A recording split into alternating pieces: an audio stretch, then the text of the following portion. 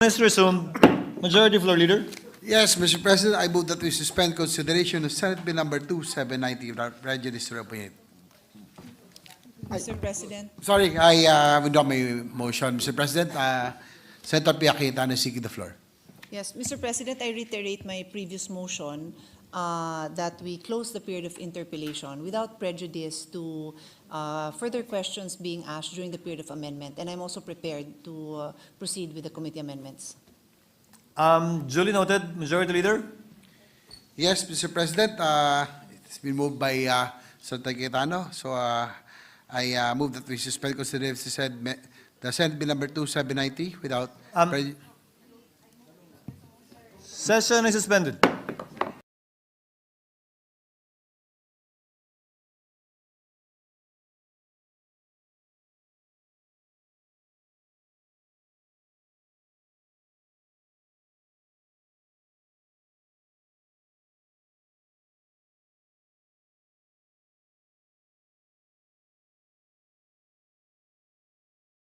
Is resumed.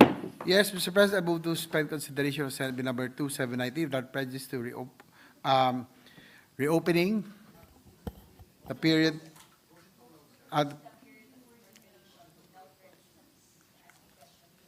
without prejudice to suspended. Session is suspended.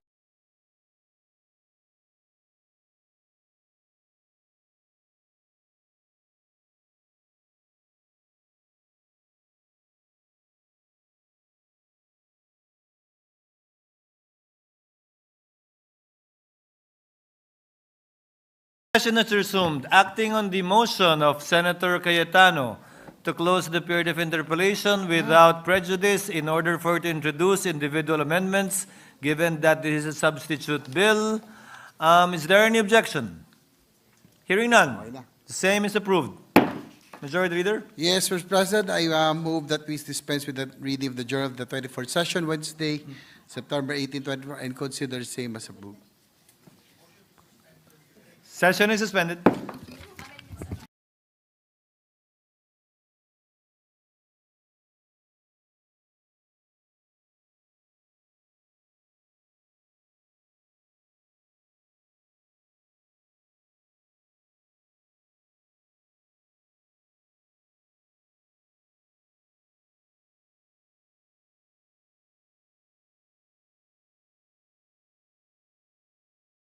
Majority Leader.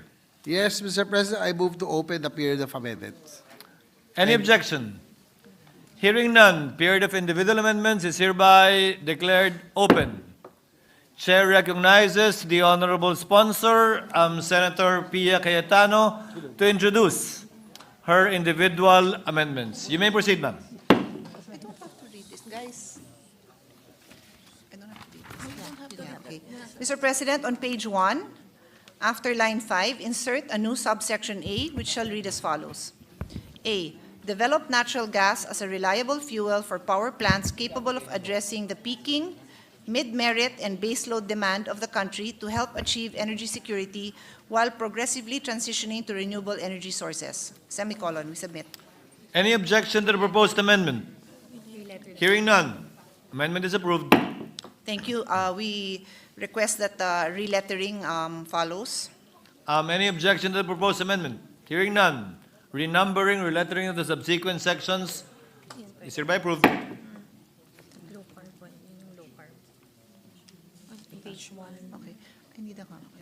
On page 1, line 16, after the word chain, insert the phrase which shall read as, comma, and ensure alignment with the state's policy on transition to a low-carbon future, consistent with the Sustainable Development Goals on increasing the share of renewable energy in the country's energy mix. I so move, Mr. President. Any objection to the proposed amendment?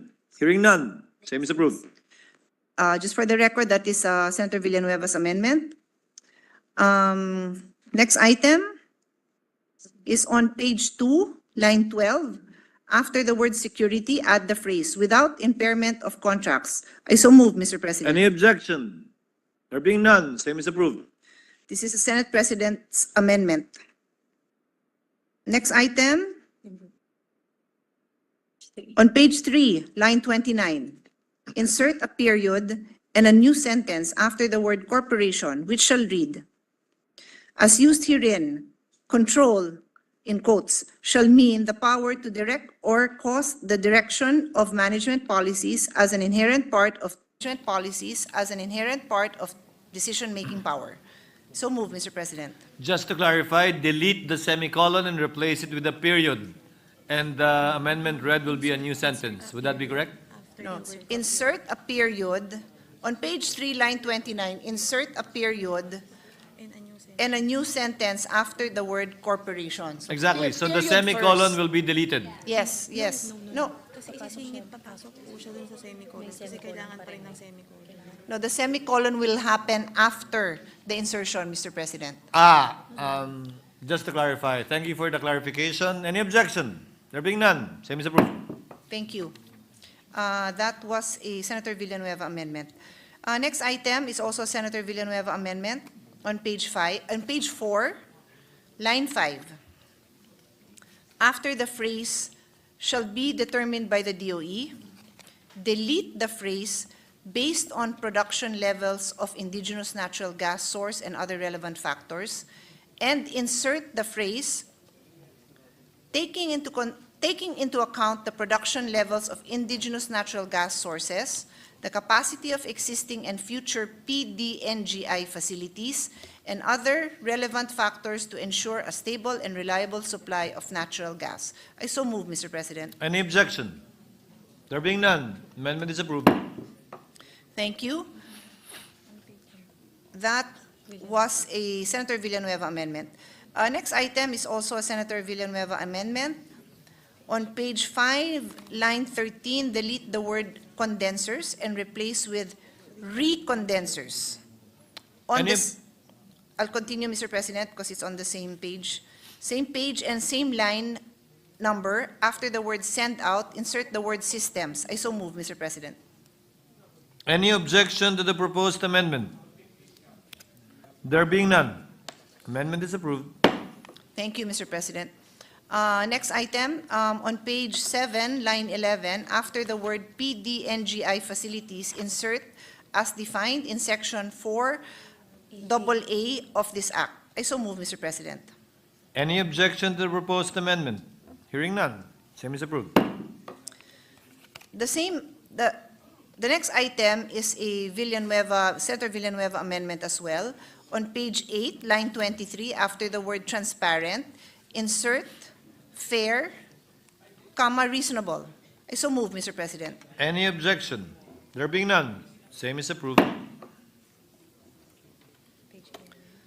The next item, Mr. President, is also a Senator Villanueva amendment. It's on page 11, line 2. After the word act, insert a new sentence which shall read as, in reviewing applications for permits, the DOE shall ensure consistency of the application with the declaration of policies in this act, and that the proposed project is technically and financially viable by ensuring, among others, sufficient supply of imported LNG or indigenous natural gas and clear source of funding for the project. I so move, Mr. President. Any objection to the proposed amendment? There being none, same is approved. Thank you. The next item is an amendment coming from the Senate President. It's a few items, but all in the same section. On page 12, line 10, after the acronym EPIRA, delete the word end and replace it with a comma. And then on the same page, line 11, after the phrase power as may be, insert the words given to it under applicable law or. And then on the same page, delete line 13 to 17 and replace with, in comparing the price of indigenous natural gas or power produced therefrom with other fuel sources, the government share and other revenues in the production of the indigenous natural gas sold to power plants shall be taken into account. Then on the same page, delete line 18 to 20. I so move, Mr. President. Any objection to the proposed amendment? There being none, same is approved. Thank you. On page 15, line 10, after the word shall, delete the phrase exempt such project from the, And then, on the same page, delete lines 11 to 12 and replace it with, process the application for the certification precondition under Section 59, Chapter 8 of the IPRA in accordance with the processes provided in the Republic Act Number 11234 or the Energy Virtual One-Stop Shop EVOS Act. I so move, Mr. President. Any objection to the proposed amendment? There being none, same is approved. Thank you. On page 15, delete lines 19 to 23 and replace with, the DOE shall be the lead agency in the development of aggregation in the country and shall issue the applicable policies for the implementation thereof. It may likewise delegate this function to any of its attached agencies and instrumentalities. I so move, Mr. President. Any objection to the proposed amendment? There being none, same is approved. That was an amendment by the Senate President. Next item is an amendment by Senator Poe. On page 18, line 13 to 14, after the word facilities, delete the sentence, this shall not be construed as conferring public utility status to the permit holders thereof. I so move, Mr. President. Any objection to the deletion? There being none, same is approved. The next item, Mr. President, is on page 18, line 17. After the word buyers, insert the phrase, subject to legal prohibitions on uncompetitive acts. And on the same page, lines 19 to 21, delete the sentence, an aggregator may engage in the ownership and operation of natural gas-fired power plants or vice versa, subject to approval of PCC and DOE. On the same page, line 23, after the word security, insert the phrase, the cost of electricity. I so move, Mr. President. Any objection to the proposed amendments on page 18? There being none, same is approved. That was an amendment by the Senate President. Next item is an amendment by Senator Poe. On page 18, lines 26 to 30, and on page 19, lines 1 to 3, delete the whole section 27. Renumber the succeeding section accordingly. I so move, Mr. President. Any objection to the proposed amendment? There being none, same is approved. Thank you. The next amendment is from Senator Villanueva. On page 19, line 26, after the word transparent, insert fair, reasonable. I so move, Mr. President. Transparent, comma, fair. After the word transparent, comma, insert fair, comma, reasonable. Any Comma, I so objection? move. There being none, same is approved. Thank you, Mr. President. On page 21, line 4, after the acronym DOH, comma, insert the acronym DOLE, comma. I so move. Any objection to the proposed amendment? There being none, same is approved. That was also a Senator Villanueva amendment. The next item is on page 22, line 14. After the word act, insert the phrase, provided, comma, that such acts or omissions are lawful and not contrary to the provisions of this act and its implementing rules and regulations. I so move, Mr. President. Any objection to the proposed amendment? There being none, same is approved.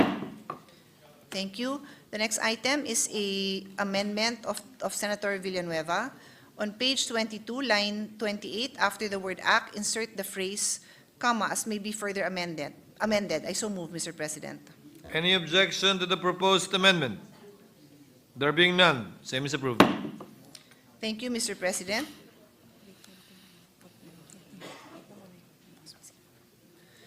The next item on page 25, delete lines 11 to 13 and replace with the obligations of contracting parties to NGSPAS entered into prior to the effectivity of this act shall not be impaired. I so move, Mr. President. Any objection to the proposed amendment?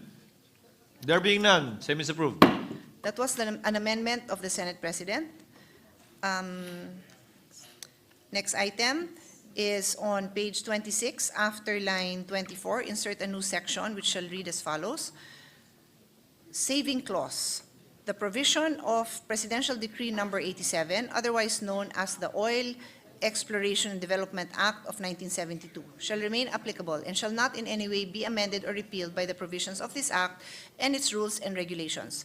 Renumber the succeeding sections accordingly. I so move, Mr. President. Any objection to the proposed amendment? Okay.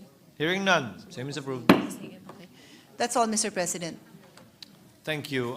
Thank you. Majority Floor Leader? Yes, Mr. President, I move to suspend consideration Senate Bill number 2793 without prejudice to ask questions. Any objection to the motion of the Majority Leader, rather? There being none, same is approved. Mr. President, I move that we dispense with the reading of the journal of the 24th session, Wednesday, September 18, 2022, and consider the same as approved. Any objection? There being none, reading of the journal is hereby dispensed with, and the same is considered and deemed as approved. Some admin matters, Mr. President. Mr. President, about discussions with the chairperson of the Committee on Energy and the Committee on Government Corporations and Public Enterprise, I move to transfer the primary committee referral of House Bill number 10592, rationalizing the mandate of the Power Sector Assets and Liabilities Management Corporation from the Committee on Energy to the Committee on Government Corporations and Public Enterprises, and subsequently be considered as part of Committee Report number 331, which reported out Senate Bill number 2837. So move, Mr. President. Any objection to the motion of the Majority Leader? There being none, same is approved. Mr. President, I move that we consider and adopt proposed Senate Resolution number 1204. Any objection? There being none, the motion is hereby approved. Proposed Senate Resolution number 1204 is hereby adopted. Mr. President, I move that we adjourn the session until 3 o'clock in the afternoon of Wednesday, September 25, 2024. Any objection? Objection, Mr. There- President, 1 minute objection. Session is suspended.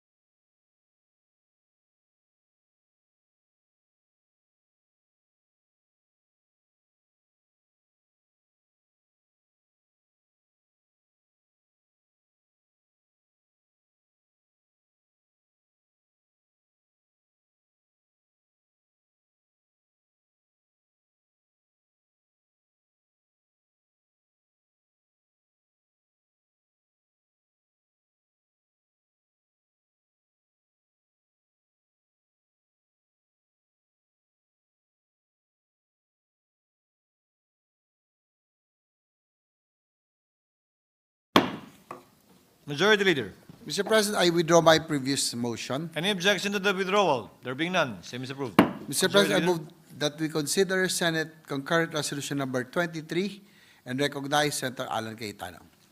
Any objection? There being none, consideration of Senate Concurrent Resolution Number 23 is in order. The Honorable Senator Alan Cayetano is recognized for his manifestation and brief remarks on the same. You may proceed, sir. Mr. President, Mr. Minority Leader, Mr. Majority Leader, in behalf of the people of Taguig, who is very grateful first to God, secondly, to all those who were involved in a almost one generation of a legal battle into, making Taguig whole in such a way that all of its former territory would be now together as one community and one city. And in thanking my colleagues who are still here, it's almost 9 p.m., and giving me the chance to sponsor and give brief remarks about this concurrent resolution. We were left with a problem, as you know, despite the strict rules of the Supreme Court against a second motion for reconsideration, and after that, I think it's of public record naman kung ano nangyari, yung dates ng final decision, yung mga struggles hanggang ngayon ng mga kababayan namin from EMBO. And there's one struggle that they need the help of Congress, which is to be able to run for Congress and to be able to vote for a member of Congress. It is most basic in the U.S. Constitution, where we copied our Constitution, that no taxation without representation. So unless we're ready to say that lahat ng taga-EMBO ay wala ng buwis, we should not take out their right to have a representative and to vote for a representative. So recently, the Commission on Elections said that they cannot vote for congressman in the 2nd District of Makati dahil wala na sila sa Makati. Now, both cityhood laws of Makati and Taguig said that the cityhood law is dependent on the final resolution of any boundary dispute settled, of course, by the right forum. But this does not automatically amend the congressional district. So this concurrent resolution is meant to guide the COMELEC, meant to give them an option, meant to express the sentiments of the sovereign people through the House and the Senate. The House specifically, the local constituency, the Senate, the national constituency, but both houses equal, to tell the COMELEC that there are now two evils possible. One evil is that they'll not be able to run nor vote.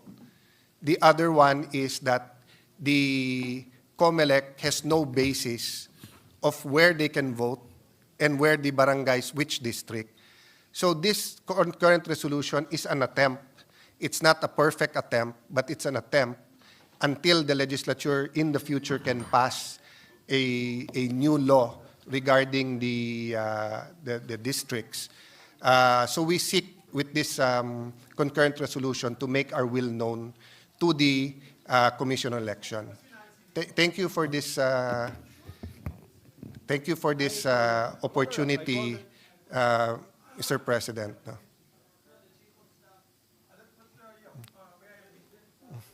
Yes, with due respect. Patapusin mo na muna si Alan. Are you done? Are you done?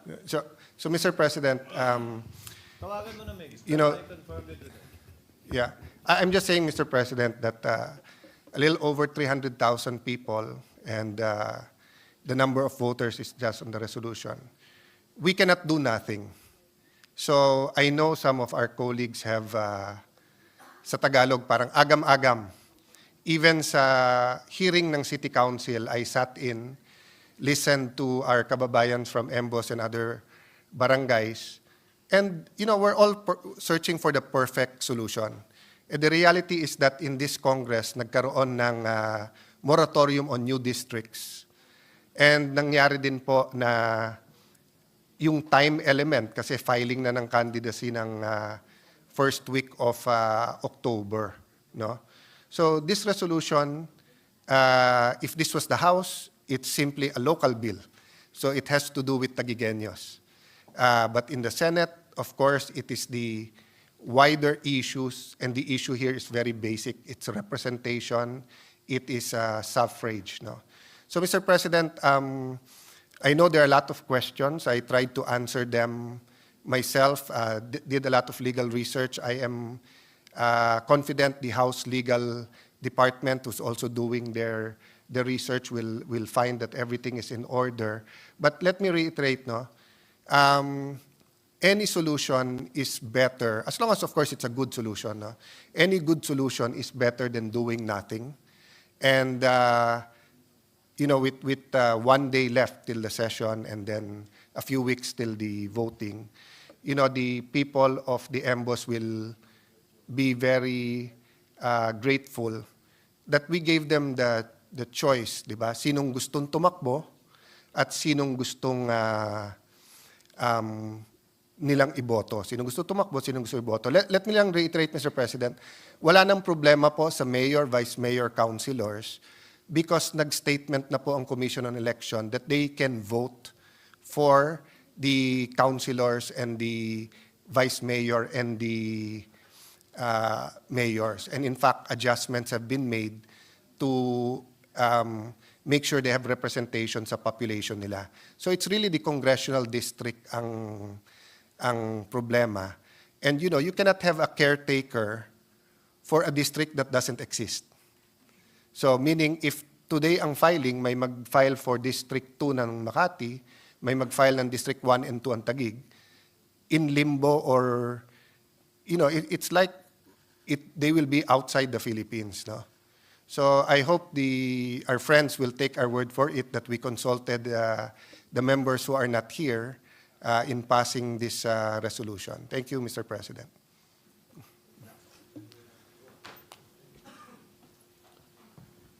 Thank you, Your Honor. Mr. President, if I may. What is the pleasure of Senator Zubiri? Yeah, just two issues. One is this was not in the daily agenda, this concurrent resolution number 23, but I know, of course, our good colleague would like to have his area not be disenfranchised in voting. So sometimes we take it up important matters such as this to be able to answer the times. And this particular issue is on the disenfranchisement of these 10 EMBO barangays. However, Your Honor, I'm trying to get in touch with our colleague who is from Makati, and I do not know, does this have any implication to Senator Binay's I can state for the record, Mr. President, it has nothing to do with Makati anymore because all of these barangays are now under Taguig, being administered by Taguig, and the problem is they'll not be able to vote for any... May I ask for just a 1-minute suspension, she's calling. 1 minute suspension lang, Mr. President. Session is suspended.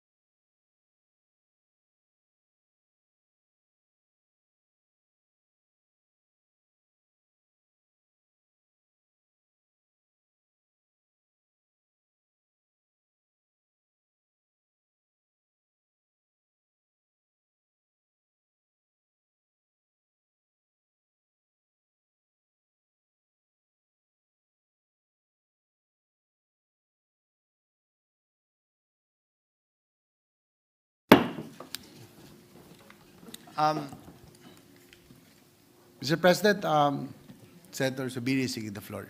No, he wants to do a manifestation. I'll wait for his manifestation. I have a motion. Senator Cayetano. Senator Cayetano is recognized for his manifestation. Mr. Senate President, before that, am I correct that the former Senate President wants to move that we suspend the consideration of this concurrent resolution and discuss it tomorrow? If yes, then may I make a Yeah, Mr. President, my question, first of all, I don't know anything about this bill. Nothing. It just came out of the air. So this is a Senate concurrent resolution. This is not a simple resolution. And I was a majority leader, like you've been also a minority leader, I believe, a majority leader. And the concurrent resolution has a force of, before the Supreme Court came out with the decision that it does not have a force of law, but it used to have a force of law. So ang question ko lang dyan, Mr. President, is, with due respect to him, I know it's a local issue. I know it's a local issue, and it's important to you guys. And I don't want to disenfranchise anyone. Ang akin lang sana, explain sana sa amin ano itong pag-usapan natin. Yun lang. And I asked a colleague who represents particularly before these 10 Embo barangays, I asked her, and she also doesn't know what's going on. Due courtesy lang ba? Sort of some respect and due courtesy. Yun lang akin, Mr. President. I have, again, if I raised my voice, it's because, it didn't have to go that way, and I apologize if I raised my voice. Okay? Ang akin dyan, if it will help you, maybe we can pass this, we can take it up tomorrow. Ang akin lang naman dyan is nabigla ako, dahil nasa taas nga ako, at biglang may concurrent resolution about these barangays. Wala naman sa agenda today, Mr. President. So, my appeal to the good gentleman is give us time to at least explain to us what it is all about. We have no caucus. We've never had a caucus since I asked for one in the beginning of the incumbency of the good Senate President. So I don't know. If we had a caucus, you could have raised it there and said, this is a very simple piece of resolution. Nobody's going to get affected. We're going to get them to vote, at least in these elections. If I was told that, then I would have no problem. Pero biglaan eh. Ngayon ko lang nakita yung document here, just now, when I went down. So, that is all I'm asking because we're not the house of, we don't want to be like other establishments na, ano lang tayo, in the midnight hour we're passing measures. No, we're not like that. Senator Cayetano knows that. That's her pet peeve. She doesn't like to pass things in the middle of the night when nobody's around. I know that because we have traditions, and it's a time-bound tradition. So mine is not, I'm not even asking anymore. I'm not raising a point of order because our agreement in the past is that we will take up on the floor what is the agenda for the week. And this is not even in the agenda for the week kasi bago lang to. And I understand kung bago lang to because of the lateness of the hour, meaning the lateness of the session, and this might be able to help Senator Cayetano. But we have another session tomorrow, Mr. President. So there should be no problem. All we need to know is just understand what is this all about? How can we help you? Ayoko din ma-disenfranchise sila eh. Ayoko din, Mr. President. Yung mga taga-Tagig at sa Embo barangays. Ang gusto ko lang sana is just explain to us what this is all about. Because this is a concurrent resolution. If it was a simple resolution saying that the Senate would like the COMELEC to recognize these Embo barangays and come up with this procedure, wala po akong problema, Mr. President. But this is a concurrent resolution, which is a tad higher, a notch higher in terms of implementation and validity. Yun lamang po, Mr. President. No offense meant to my dear colleague. I know it means a lot to him. I'm not here to stall, and I'm not here to disenfranchise anyone. Yun lang po, Mr. President. Yung akin lang, sana ma-explain lang sa amin. And with due respect, we're all elected senators here. I will not pass a measure na hindi ko papadaanan sa inyo or to anyone, in fact, without going through the motions. Yun lang po, Mr. President. Yun lang ang request ko. It's just a simple request that tradition should be followed, at least to explain to us, at least come up with an interpellation on the measure on this particular concurrent resolution. Because Even with simple resolutions, we have periods of interpellation. We have period of amendment in simple resolutions, lalo ng concurrent resolutions.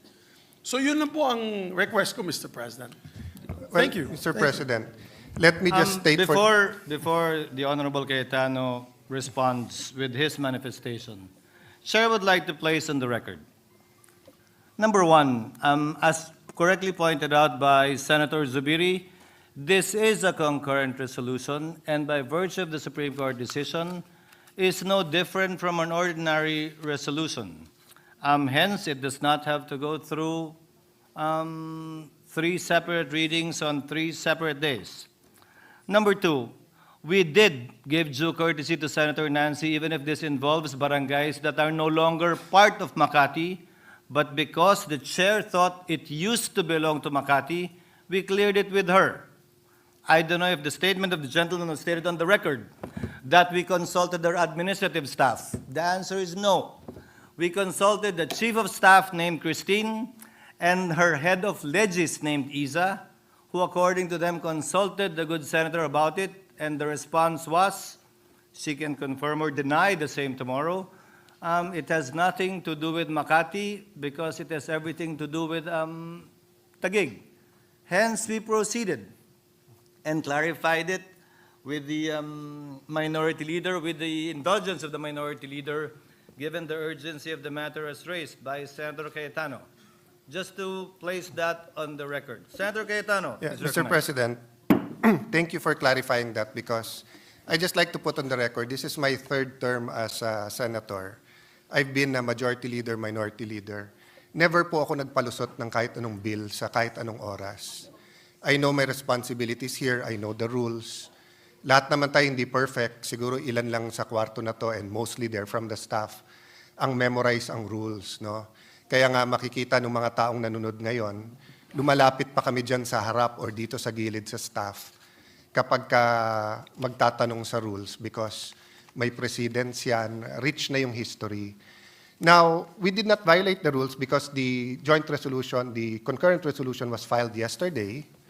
And unlike before that it was treated like with force of law, dinadaan po natin yan in a process that's like that. But after the Supreme Court decision na sinasabi it's like a resolution, it's the sentiment, yung kalooban ng House at Senate, we treat it like any other resolution. The person objecting now was our former Senate President. He knows naman that you do not go to all 24 senators. You go to the minority because you're part of the majority. And I did go to the majority last night pa. Last night, the Senate President advised me to talk to Senator Nancy, and due to some recent misunderstandings, he offered na kung gusto mo, ako nakakausap. And I waited all day long until nga mag-respond yung Chief of Staff niya. So it's not just an emotional issue. It's not a local issue. It's an issue of constitutional importance, the ability for people to vote. The good senator, Senator Zubiri, said kung i-explain lang sa kanya, kaya nga ako lumapit sa kanya sa harap eh. Sabi ko, gusto mo explain. Sabi niya, bukas na. Sabi ko, I don't wanna take the risk. Nakita niyo naman yung mga ulan ngayon, kung bumagyo bukas at mag-adjourn tayo. So, walang taga-embo na pwedeng tumakbong congressman, walang pwedeng bumoto. This is a 5-page resolution. Very easy reading. I'm ready now to answer any of his questions or questions ni Senator Binay. If he apologizes for raising his voice, me too. I mean, I know it's still emotional for him. That's why ilang beses na nagsisigawan dito, never ko siya in-approach, never ko siya kinontra. Nakaupo lang ako dyan sa harap or dito or dun sa tabi ni Senator Tulfo. Tumatabi-tabi lang po ako. But that's why I humbly came to him kanina while he was on the phone with Senator Binay and said, can I explain this to you? Pwede ko ba i-explain sa'yo? Kung may question. So let's not come here and say na, hindi, bukas na to, ipaliwanag lang. I'm ready to explain it to him now. It's a very simple resolution. It's very simple. They are allowed to vote for mayor, vice mayor, councilors. Each and every one of them. But the COMELEC said they are now Taguig and they're not under Makati under the Supreme Court decision. At sabi ng COMELEC, you cannot vote for congressman. So Congress is left with two things: doing nothing or telling the COMELEC, if you ask us, you should let them vote, and these are the districts. What's my basis for this is the districts? Both the official statistics and the hearings of the Sangguniang Panglungsod of the City of Taguig. It's that simple. This isn't a complicated bill. We all know naman, pag nag-file tayong bill, your office takes judicial notice once it's read in first reading. So kahit ito'y concurrent resolution, may first reading to. Hindi kailangan lapitan yung 24, but if that is the pleasure of Senator Zubiri, I humbly did that kanina. So, but let's not make it appear that this is a simple, this is a complicated bill, this has implications, this is ganito, and let's just wait till tomorrow. That's not true. Diba? The resolution is there. Diba? Nakiusap na lang, at sabi nga ni Minority Leader, please make it brief for a simple reason. I think the Minority Leader and Senator Risa are up, 5, 6 a.m. sa dami ng papeles. They usually go home from session 8, 9 p.m. They have early hearings, but they're here. Di ba? So sa akin, Mr. President, if the former Senate President heard me, I'm making appeal. Not for myself. You know, wala akong vested interest dito in the sense that my wife as mayor, sinabi na ng COMELEC, pwede siyang tumakbo.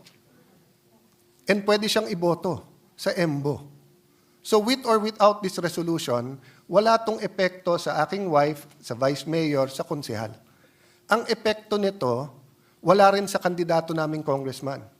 Because with or without this resolution, yung kakampi naming congressman ay tatakbo sa District 1 at District 2, yung kapartido. Wala rin itong epekto sa katunggali naming congressman.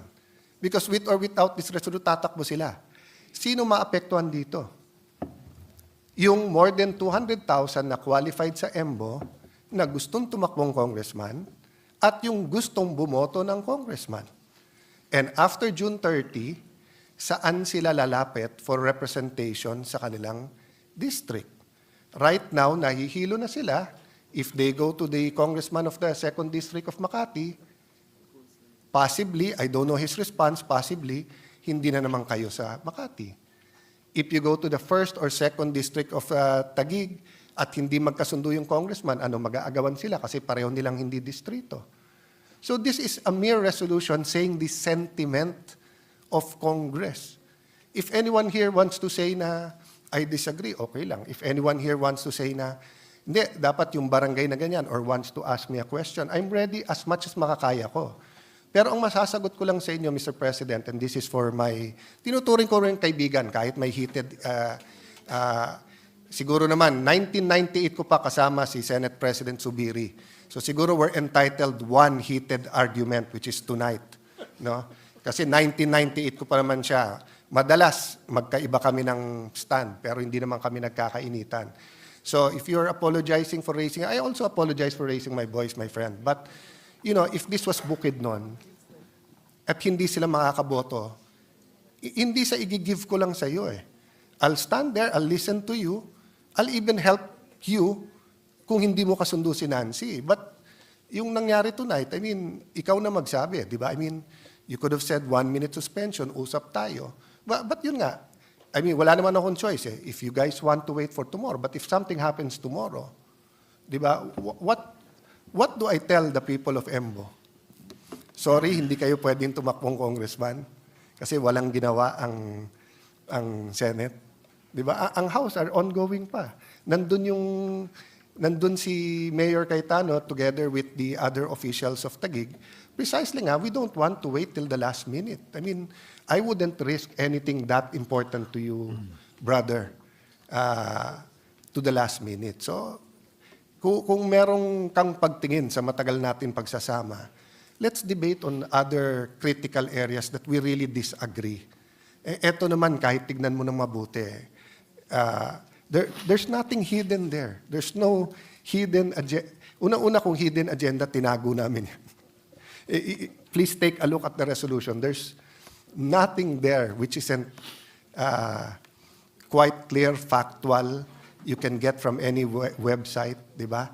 But, you know, let me just extend ng konti. We treat it as a bill. You call all the barangays. You call the COMELEC. They'll tell us everything we want to know na. We prefer a third district. Gusto namin sa Taguig third district. Bakit hindi? Madadagdagan kami ng congressman. Ang problema nga, may moratorium at hindi na aabot ng October 1 to 8. Di ba? Oh. So, what's the other option? The other option for us now is wag silang pabotohin. That will be the first time in Philippine history na meron taong bawal bumoto sa kanyang congressman. Meron nga tayong bill na yung overseas voting, payagan na rin sila sa local. Kasi sa ngayon, di ba, President, Vice President at Senators yung absentee voting. May bill nga tayo na pabotohin sila. Eto na sa Pilipinas Hindi makakaboto. It's not your fault, it's not my fault, it's not the Binay's, it's no one's fault because yung timing and circumstance ng Supreme Court decision and yung pleasure ng House na wag magdagdag ng miyembro. Some of them feel we're an exceptional case at dapat payagan. Hindi namin brinaso yon. And even if hindi, kung kusa sa loob nila magpasa ng third district, hindi na kaya in 1 week. What will we do? Pipilitin natin by December or January na magpasa ng third district. In the meantime, all the candidates in that area will know what to do. There will be no discussion on the issues, whether local or national. Di ba? So, yun naman sa akin, no? Na I leave it to the pleasure of the former Senate President and gentleman from Bukidnon, no? If you ask me, ako'y nakikiusap, ipasa na natin. Since walang masasaktan dito. Kung may makita kayong masama tomorrow, you can move to recall it. And the other members will be here. Oh. Kung may mangyari tomorrow for one reason or the other at hindi ito mapasa, how do we answer our constituents? Constituents, binoto rin naman tayo nung kanya-kanya nating lugar Di ba? So maybe that would be acceptable to him, that we pass it. If they see something wrong, tell me. Ako mismo mag-move to reconsider, then we will discuss it. Nandito naman siya. Any member who's here and voted for it can move for the reconsideration. May I ask for a minute suspension, Mr. President? Session is suspended.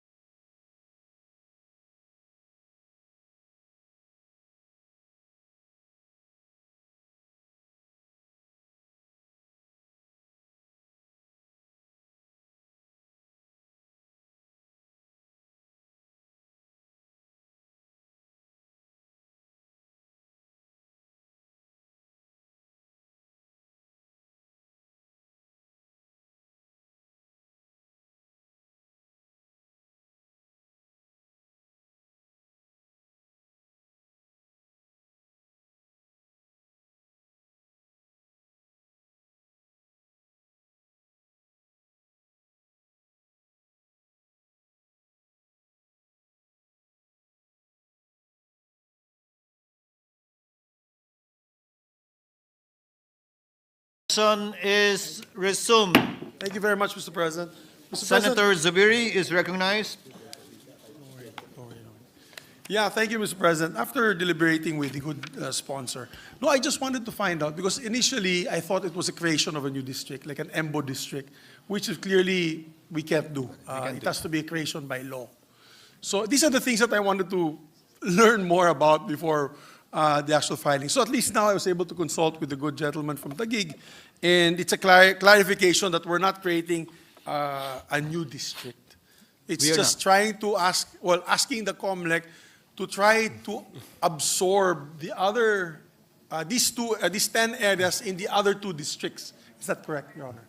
So, Is that correct, Senator Cayetano? Yes, it's correct, Mr. President and former Senate President, na as I said, no, we're trying to make the best of a very bad situation. In one sense, they're not part of the 2nd District of Makati, but they're also not part of any other district, and there's no time, and we're not sure if a 3rd district. So what we're saying lang is ipasok sila proportionally and contiguously to the existing District 1 and 2 of Taguig. And since the House have a present representative of District 1 and 2, then if they pass it, then now you will have the City Council, the House, and the Senate just giving the COMELEC a sense na dapat pabotohin sila.